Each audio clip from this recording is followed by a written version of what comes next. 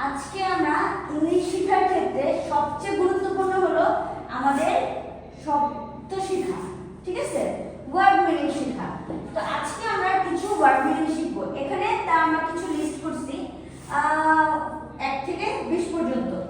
যেমন প্রথম যে ক্লেভার, ক্লেভার অর্থ বুদ্ধিমান, অনেস্ট, অনেস্ট অর্থ সৎ, ব্রেভ, ব্রেভ অর্থ সাহসী, কাইন্ড, কাইন্ড অর্থ দয়ালু, হেল্প, হেল্প অর্থ সুস্থ, পোলাইট, পোলাইট অর্থ ভদ্র, স্ট্রং, স্ট্রং অর্থ কি শক্তিশালী, বিউটিফুল, বিউটিফুল অর্থ কি সুন্দর, লিটল, লিটল অর্থ ছোট, লার্জ, লার্জ অর্থ বড়, ইয়ার্লি, ইয়ার্লি অর্থ তাড়াতাড়ি, লেট, লেট অর্থ দেরি, ক্লিন, ক্লিন অর্থ পরিষ্কার, ডার্টি, ডার্টি অর্থ